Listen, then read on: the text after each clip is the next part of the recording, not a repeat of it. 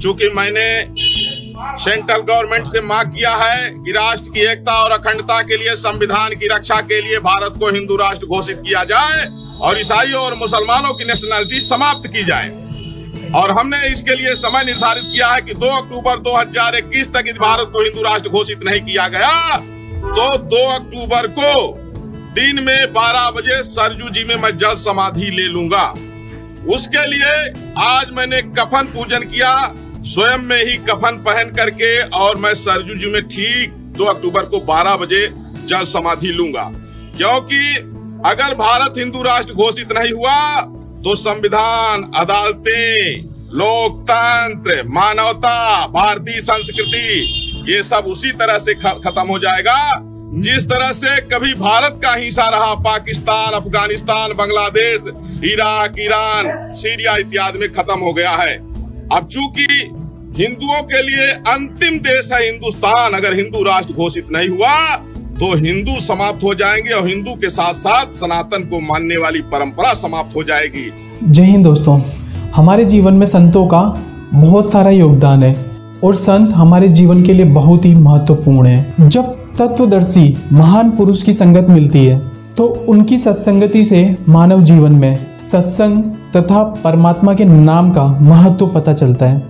हमारे जीवन में जो माया का प्रभाव होता है वो संत स्मरण से इस तरह दूर होता है जैसे सूर्योदय होने पर अंधकार समाप्त हो जाता है और आत्मा प्रफुल्लित हो जाती है। कबीर दास भी कहते हैं, कबीर संगत साधु की साहिब आवे याद, लेखे में सोई घड़ी बाकी दिन बर्बाद। उत्तर प्रदेश के अयोध्या में तपस्वी छावनी के संत जगत गुरु परमहंस आचार्य महाराज ने बुधवार 29 सितंबर 2021 को भारत सरकार से देश को हिंदू राष्ट्र बनाने की मांग की है। इसके लिए उन्होंने 2 अक्टूबर 2021 तक की डेडलाइन सरकार को दी है। उन्होंने कहा कि 2 अक्टूबर 2021 तक भारत को हिंदू राष्ट्र घोषित कर दिया जाए, वरना मैं सरयू नदी में जल समाधि ले लूंगा। साथ ही साथ उन्होंने मुस्लिम एवं ईसाइयों से वोट अधिकार वापिस ले लेने की मांग भी की है। मीडिया से बात करते हुए उन्होंने कहा कि अगर भारत को हिंदू राष्ट्र घोषित नहीं किया गया तो संविधान, अदालतें, मानवता और भारतीय संस्कृति ठीक उसी तरह से खत्म हो जाएगी जिस तरह से भारत का हिस्सा रहे पाकिस्तान, बांग्लादेश और अफगानिस्तान में जो हुआ है। उन्होंने कहा कि हिंदुओं के लिए भारत एकमात्र राष्ट्र बचा हुआ है और अगर भारत को हिंदू राष्ट्र घोषित नहीं किया तो हिंदुत्व का अस्तित्व ही मिट जाएगा, और अगर ऐसा हुआ तो हिंदू एवं सनातन धर्म का अस्तित्व समाप्त हो जाएगा। इसलिए केंद्र सरकार से राष्ट्र की एकता और अखंडता बनाए रखने के लिए इन्होंने देश को हिंदू राष्ट्र बनाने की मांग की है। संत का कहना है कि केंद्र सरकार को धारा 368 के तहत संविधान में संशोधन करके मुस्लिम और ईसाइयों से वोट देने का अधिकार वापस ले लेना चाहिए।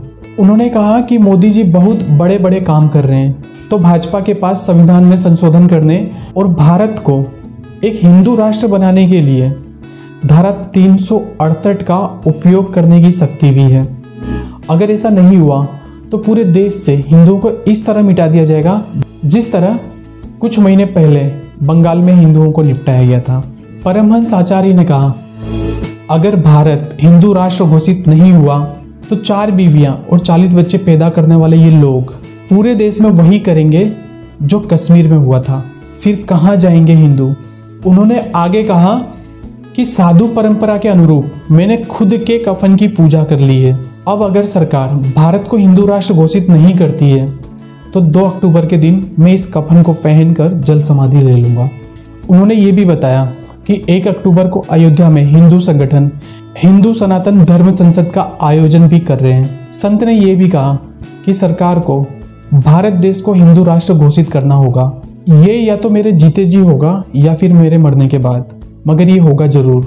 इससे पहले परमहंस आचार्य इसी मुद्दे पर 15 दिन के लिए आमरण अनशन पर चले गए थे और केंद्रीय मंत्री अमित शाह से मुलाकात के बाद उन्होंने ये अनशन तोड़ा था।